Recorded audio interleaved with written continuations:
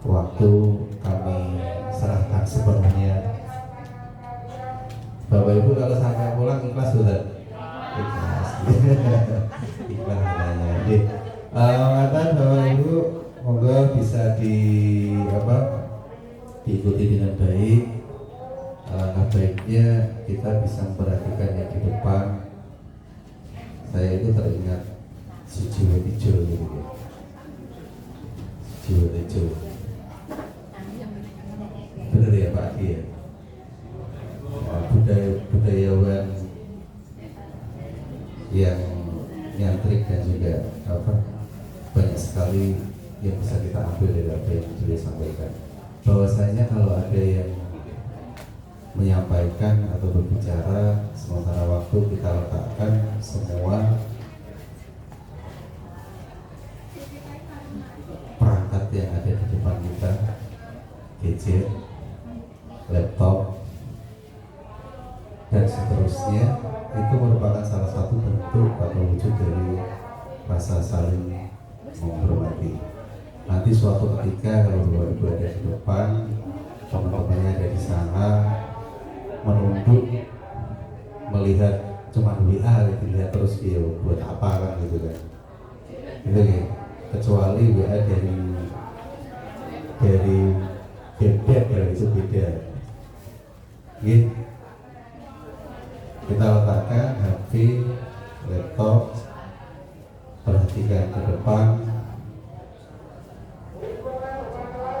sehingga apa nanti yang disampaikan benar-benar dapat kita resapi dan juga nanti dapat kita implementasikan dalam melalui kita.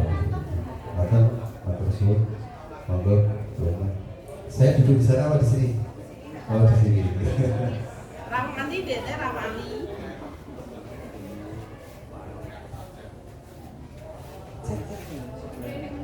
Bismillahirrahmanirrahim. Assalamualaikum warahmatullahi wabarakatuh. Waalaikumsalam warahmatullahi wabarakatuh. Selamat pagi Bapak Ibu semua. Pagi. Sehat? Sehat. Semangat ya. Apalagi besok tanggal 1, jadi semangatnya semakin membara ya Bapak Ibu. Nah nanti setelah kombel-kombel pria ini kan kita sudah agak lama tidak berkombel-kombel pria sih Bapak Ibu. Dan akhirnya hari ini kita ditemukan di kombel lagi. Setelah kombel nanti kita makan lontong opor Bapak Ibu. Tapi tidak dari saya, dari teman-teman yang kemarin sertifikasinya cair. Aku lali mau sarapan mau bisa. Tapi ya ngerti loh bisa no. Enggak ingat ada apa Pak. Mbak Ika gawe Mbak Pati gawe. Tiba aku lali punya sarapan aku mau padahal aku ngerti ini ya. Bapak Ibu semua izin menyampaikan, jadi kemarin ketika tanggal 27 sampai 30 September di hari Sabtu, Minggu, Senin, Selasa saya mendapat tugas diklat di Hotel Ibis dan itu tugasnya dari dinas dan itu by name. Saya juga tidak tahu kenapa kok nama saya yang tercantum tidak Pak Madun atau Pak Sep. Kalau Bukes tidak ya, karena kan mau pensiun. Jadi mau tidak mau saya melaksanakan tugas dan ini salah satu tugas yang harus dikerjakan Bapak Ibu untuk membuat 3 video. Video yang pertama dan kedua itu ke siswa dan video yang ketiga itu ke Bapak Ibu guru semua. Seperti itu. Dan saya pada saat itu mendapat fasilitator nasional itu Bu Sarwo, guru SMP 2 Ambarawa. Jadi seperti dosen saya seperti itu. Nah kebetulan Bu Sarwo tidak menunjuk SMP 43 untuk dikunjungi karena SMP-nya terlalu jauh dari rumah beliau dan yang dikunjungi itu SMP 19 dan SMP Al-Azhar 14 seperti itu. Nah lanjut. Nah ini Bapak Ibu izin menyampaikan materi pengembangan kompetensi BK. Jadi Bapak Ibu guru BK itu diberikan 7 jurus BK hebat. Nah 7 jurus BK hebat biar bisa menjadi pendekar Bapak Ibu. Pendekar itu apa? Ada yang tahu? Ndek cilik mekar. pendek dan kekar. Berarti kalau Pak Madun tidak bisa jadi pendekar. Pendekar apa pendekar Bapak Ibu? Pendek. Ndek cilik mekar. Pendekar itu pendidikan karakter ya, jadi pendidikan karakter. Nah, pasti banyak yang bertanya, materi BK kok diberikan ke saya, padahal saya kan tidak guru BK, saya guru IPA, saya guru matematika dan yang lainnya, seperti itu. Lanjut, nah ini ada dasar hukumnya Bapak Ibu. Jadi kalau Bapak Ibu bertanya-tanya dalam hati, saya itu guru agama, kenapa kok diberikan materi ini, kan tidak ada manfaatnya, seperti itu. Nah ini ada dasar hukumnya, Peraturan Menteri Pendidikan Dasar dan Menengah nomor 11 tahun 2025. Perlu dihafalkan ya Bapak Ibu, nanti kalau Bapak Ibu ditanya sama Bu Sarmini, jadi biar bisa langsung menjawab. Nah, tentang pemenuhan beban kerja guru. Peraturan ini menegaskan bahwa semua guru wajib menjadi pembimbing yang selanjutnya disebut sebagai guru wali, seperti itu. Tugas guru wali adalah memberikan pendampingan akademik, pengembangan karakter, serta keterampilan sosial emosional murid secara berkelanjutan hingga akhir masa belajar. Jadi untuk pembimbingan itu bisa dilakukan oleh semua Bapak Ibu guru, semua mapel, tidak hanya guru BK. Tetapi kalau konseling itu wajib dilakukan guru BK. Perbedaannya seperti itu. Paham ya Bapak Ibu? Jadi bimbingan dan konseling. Bimbingan itu dilakukan oleh semua Bapak Ibu guru, semua mapel. Kalau konseling itu dilakukan hanya guru BK. Guru wali diposisikan tidak berdiri sendiri, melainkan berkolaborasi aktif dengan guru BK dan wali kelas dalam memastikan kesejahteraan murid, termasuk dalam pencegahan dan penanganan isu-isu seperti perundungan dan kekerasan. Kalau di sini belum dibentuk ya Pak Astri, guru walinya. Oh sudah, tapi masih dirahasiakan. Masih melayang-layang infonya, jadi belum di-share. Jadi nanti semua, hampir semua menjadi guru wali ya Pak Astri. Oh harus sertifikasi dulu.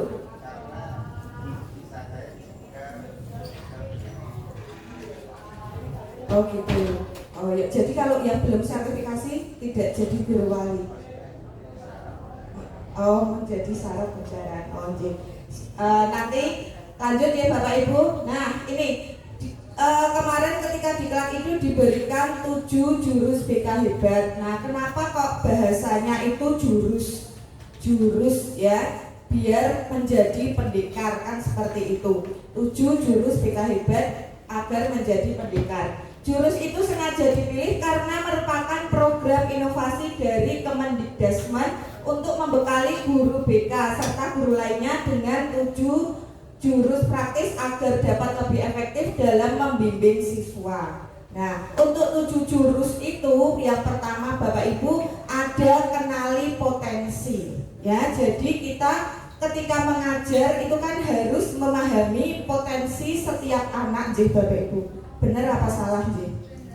Ya, jadi harus memahami si A itu kecerdasannya apa, si B itu gaya belajarnya apa. Jadi setiap anak mempunyai kecerdasan gaya belajar sendiri-sendiri, tidak bisa disamaratakan. Jadi kalau kadang kita, bocah kok polanya minta ampun seperti itu. Nah bisa jadi si anak itu gaya belajarnya kinestetik Bapak Ibu. Jadi gaya belajar itu kan ada beberapa dan setiap anak berbeda. Nah 7 jurus ini yang pertama kenali potensi, kelola emosi.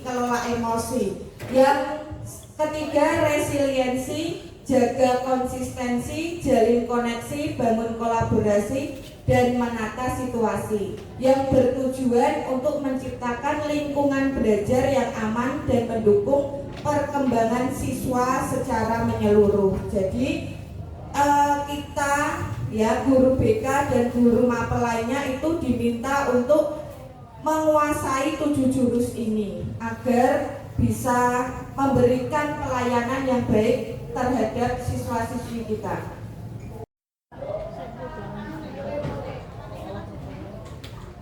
Lanjut ya Bapak Ibu.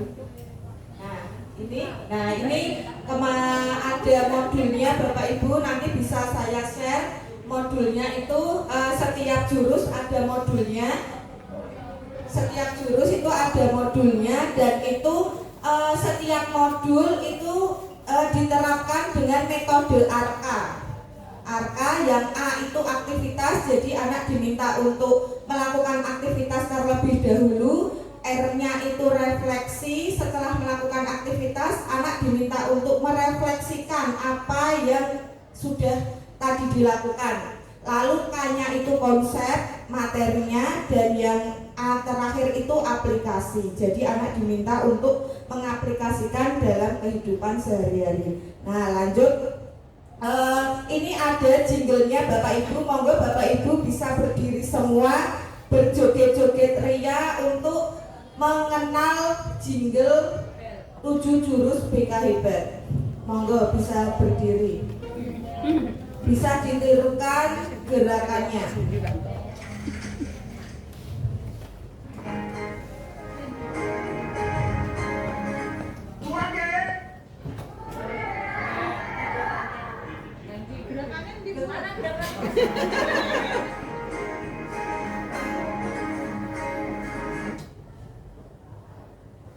Sri, video loh. Aku tak kena, sini kena.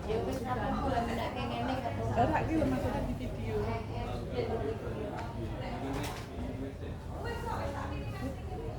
Sing mburi ra kena. Saya kena.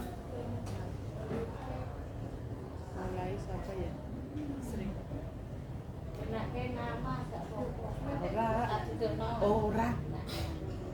Ora kopi kita kena video kilo. Ora biasa.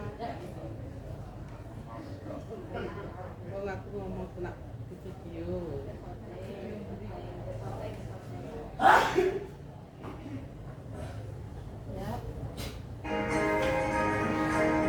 Monggo Bapak Ibu.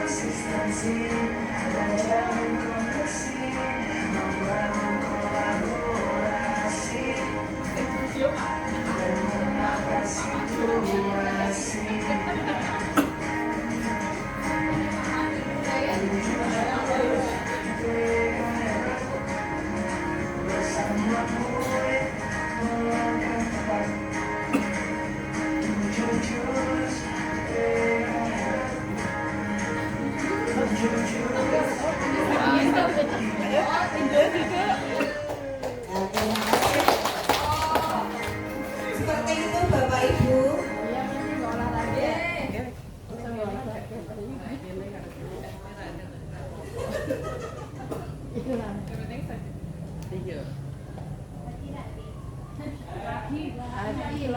Lagi nanti joget-joget sendiri di belakang. Nah itu tadi jinglenya 7 jurus BK Hebat, dan ada apa ya, semboyan apa sih,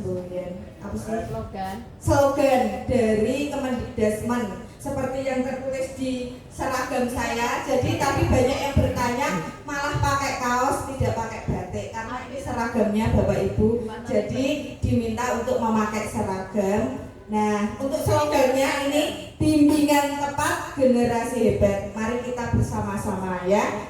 Bisa? Bimbingan tepat generasi hebat. Saya kalau mengucap SMP 43 nanti panjenengan semua bimbingan tepat generasi hebat. Bisa deh Bapak Ibu?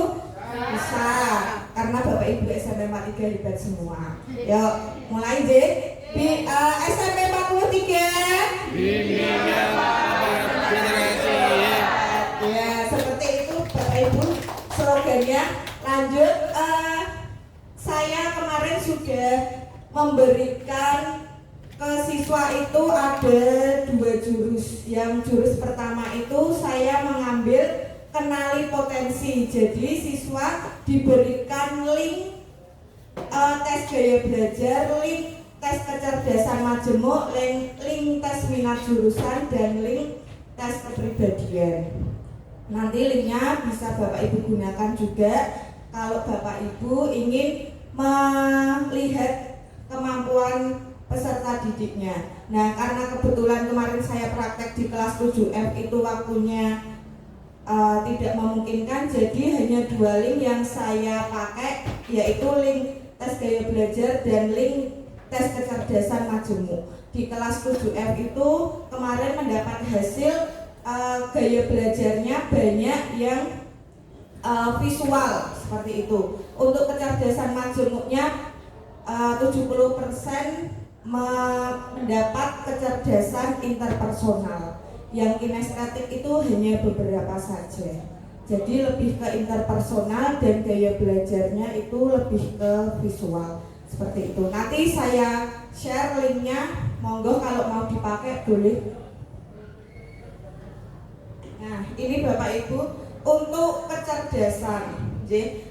Pasti Bapak Ibu juga sudah tahu semua apa arti kecerdasan. Kecerdasan atau intelijensi itu perilaku berulang, kreativitas, pemecahan masalah. Jadi misal kayak anak sedang menggambar dan tidak sengaja temannya mencoret. Nah, anak itu tidak akan marah, tapi akan meneruskan coretan itu menjadi sebuah gambar.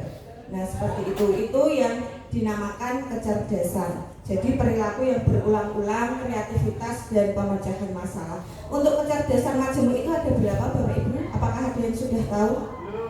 Belum. Kecerdasan majemuk. Next. Nah, ini ada gambar Bapak Ibu. Apa yang ada di benak Bapak Ibu ketika melihat gambar seperti ini? Monggo Pak Rohim. Sepertinya mau menjawab. Pak Ansari kebun binatang. Monggo Pak Rohim. Oh Pak Iwan, monggo Pak Iwan. Baik, saya izin menjelaskan terkait gambar tersebut. Dari arti bahasa Inggrisnya itu, seorang bapak ya, itu meminta, itu mungkin dianggap para murid sepertinya hewan-hewan itu. Ya, mereka diminta untuk memanjat pohon. Dari segala jenis binatang tidak mempunyai kemampuan yang sama. Semisal ikan itu nggak akan mungkin dia bisa memanjat orang monyet atau teh. Seorang. Jadi dari gambar ini bisa disimpulkan bahwa mungkin dari setiap siswa ini mempunyai kemampuan. Baik, tepuk tangan dulu buat Pak Iwan ya. Luar biasa jawabannya. Betul sekali Pak Iwan. Jadi di setiap murid itu mempunyai kemampuan yang berbeda-beda. Jadi kalau si A sampai si C disamakan harus bisa matematika nilainya 90, itu kemungkinan ya agak susah ya. Ya diwajibkan kalau itu secara administrasi ya Pak, kalau secara administrasi. Tapi kalau secara realitanya memang susah karena setiap anak kan punya kecerdasan sendiri-sendiri. Makanya kita sebagai Bapak Ibu guru jangan sampai mengucap oh goblok dalam pelajaran X seperti itu. Karena kan kita belum tahu kecerdasan apa yang dimiliki si anak ini. Paham ya Bapak Ibu? Lanjut. Nah, ini jenis-jenis kecerdasan Bapak Ibu. Jenis-jenis kecerdasan yang pertama, cerdas verbal linguistik.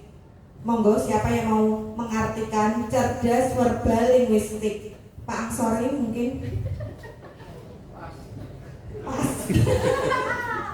Pak Angsori pas, Bu Tahira. Ji, monggo.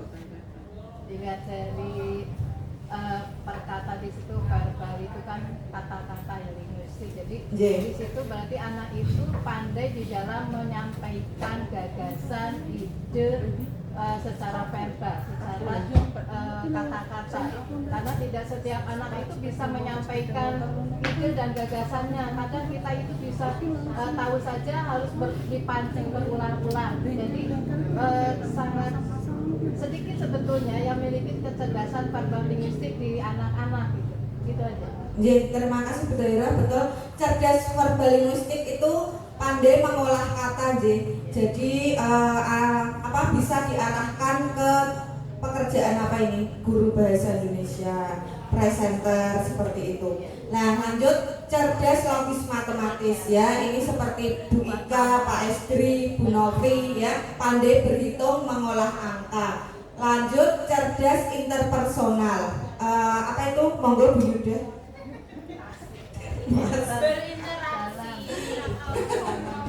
Berinteraksi apa Bu Ika? Berinteraksinya keren. Oh, berinteraksinya keren. Bersosialisasi seperti itu, Jadi anak pandai bersosialisasi dengan lingkungan sekitar. Lanjut cerdas intrapersonal. Monggo Pak Adi, sepertinya tadi mikir keras dari tadi. Kok tahu? Biar nggak ngalamun Pak Adi.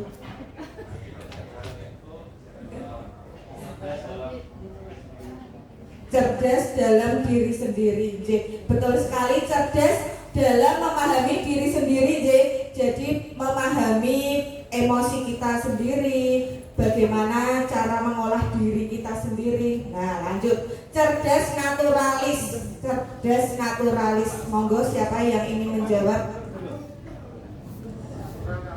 Natural itu alami, jadi suka dengan kegiatan yang alam ya, seperti suka hewan atau suka tumbuhan. Nah, lanjut cerdas kinestetik, monggo Pak Adit. Kinestetik berhubungan dengan gerak, seperti Pak Iwan. Nah, Pak Iwan itu pasti punya kecerdasan kinestetik. Nah, lanjut cerdas moral atau eksistensial, dan yang terakhir cerdas visual spasial. Ini ada 8 kecerdasan, jadi kita bisa melihat setiap siswa itu punya kecerdasan yang mengarah kemana. Jadi dulu kan ada waktu baru kurikulum apa ya Pak?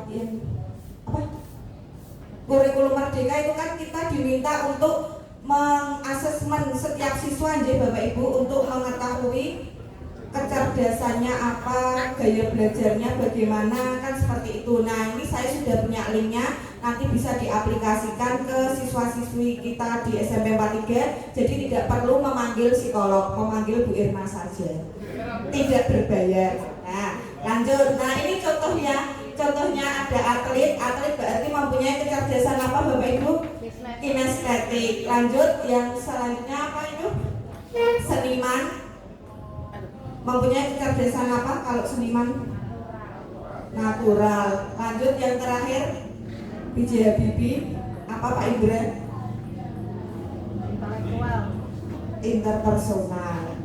Nah, lanjut. Nah, tadi jurus yang pertama itu kenali potensi, sekilas seperti itu Bapak Ibu, yang kemarin sudah saya berikan ke kelas 7R.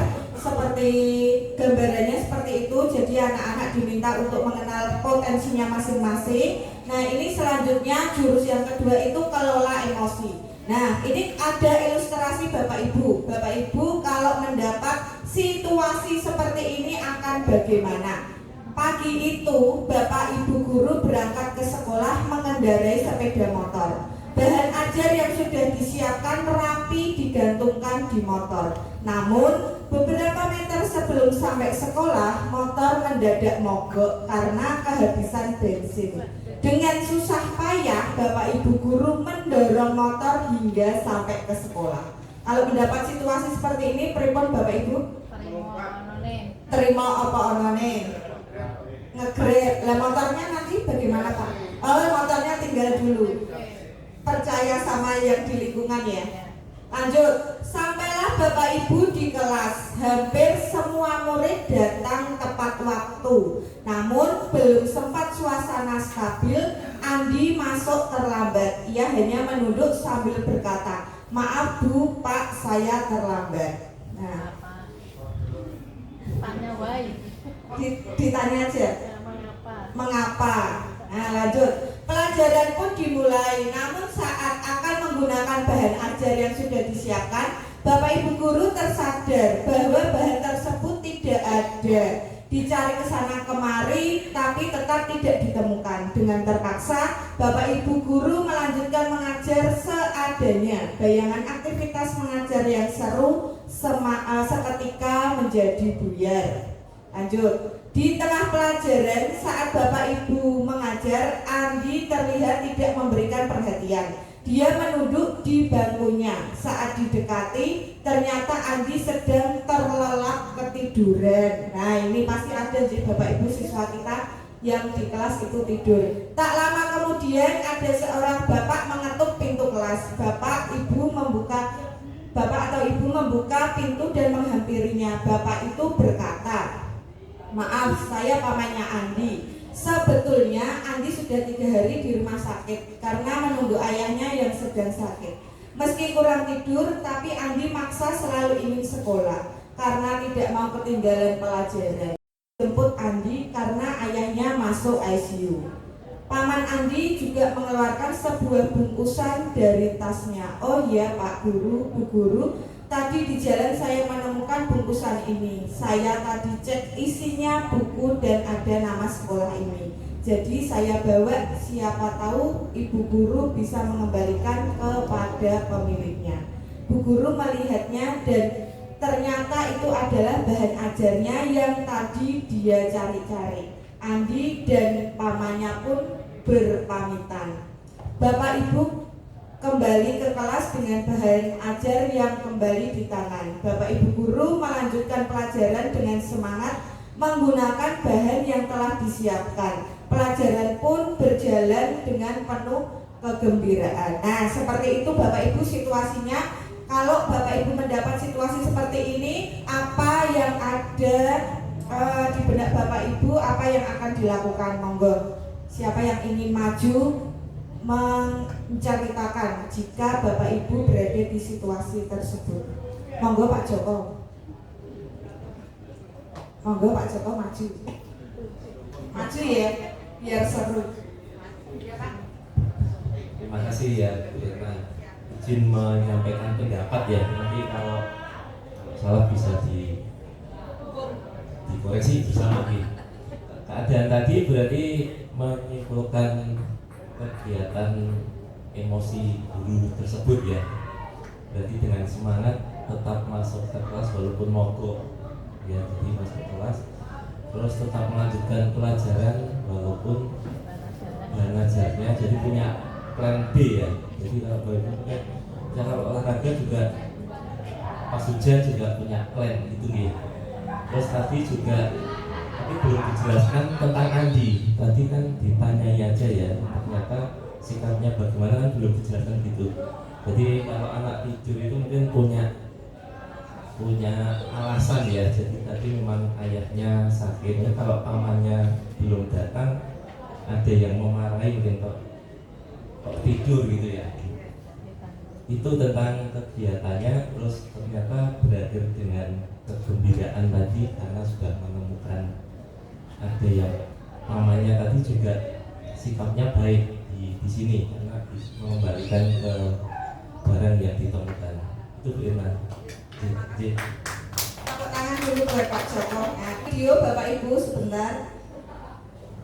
Budi masih menikmati suasana baru di hari yang indah, pagi yang cerah. Dudi jalan ke kampus dengan sumringah. Tiba-tiba ada motor lewat genangan air dan mencibrat Dudi. Pagi yang cerah jadi penuh amarah. Untung ada WA. Mama baru transfer uang bulanan. Biar basah, saldo bertambah. Dudi buka sosmed sekalian. Baca postingan dinyirin tim sepak bolanya yang keok. Sebagai penggemar setia, ia wajib komen. Di kelas ada kabar, dosen berhalangan hadir. Dudi pun melipir ke kantin Matohir. Di kantin, Dudi antri. Ternyata ada Susi, kecengan Dudi. Dengan heroik, Dudi mentraktir Susi. Tapi pas di kasir, Dudi sadar dompetnya ketinggalan di kosan. Itulah cerita Dudi hari ini. Peristiwa datang dan pergi, emosi silih berganti. Kalau kita tak bisa mengenali dan menjadi pilot diri, maka suasana dan lingkungan akan pegang kendali. Teknis marketing, propaganda hingga provokasi tahu persis bagaimana memanipulasi emosi. Banyak hoax yang menyentuh emosi, menggerakkan hati, dan akhirnya menggerakkan jempol untuk ikut menyebarkan. Konflik, perang saudara, dan aksi terorisme kebanyakan berawal dari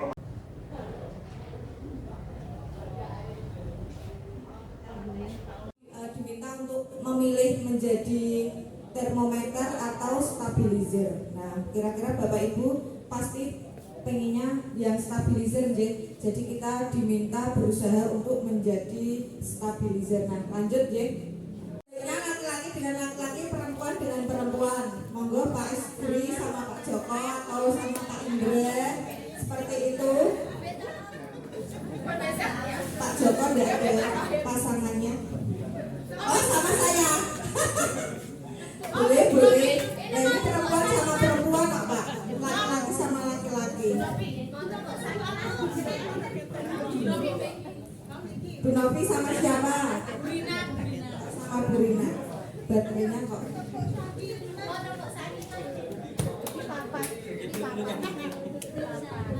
Monggo, bisa mengikuti permainannya. Lakukan sweep, yang menang jadi A, kalah jadi B, Bapak Ibu. Lakukan sweep, yang menang jadi A, yang kalah jadi B. Sudah ya? Lalu A mengepalkan tangan sekuat mungkin seolah sedang memegang benda berharga. B bertugas membuka kepalan tangan. Bebas caranya mau dicakar, digigit, dan lain-lain. Monggo. Yang A mengepalkan tangan, B berusaha membuka. Monggo. Yang A yang menang, B yang kalah. Sudah? Langsung bisa Pak Mabur. Monggo yang lain. A mengepalkan tangan, B berusaha membuka. Ayo Mas Geri.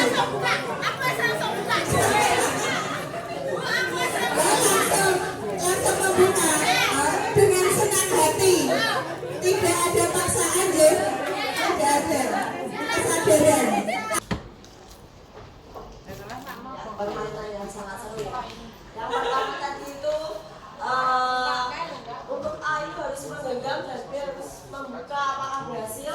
Itu kan kebanyakan tidak berhasil karena dari pihak A pun yang menang itu ingin mempertahankan dirinya sebagai pemenang, jadi berusaha sebaik mungkin sehingga tidak dapat dikalahkan oleh lawannya.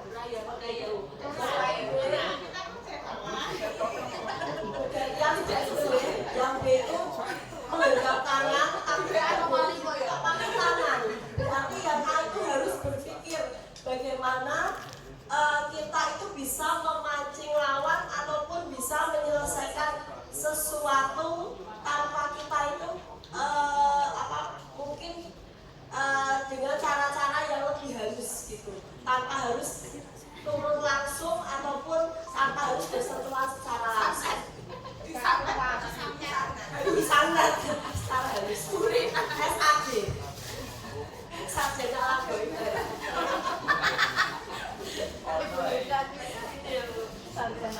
Terima kasih Bu Leli, jawabannya luar biasa. Nah, jadi jaga konsistensi itu antara kesadaran dan paksaan Bapak Ibu. Jadi siswa-siswi kita diminta sebisa mungkin menumbuhkan rasa sadar ke para murid tanpa ada paksaan untuk melakukan tugas dan tanggung jawabnya seperti itu. Lanjut.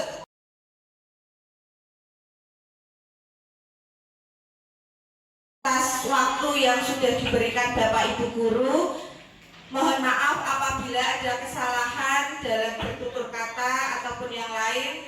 Selamat pagi, Assalamualaikum warahmatullahi wabarakatuh.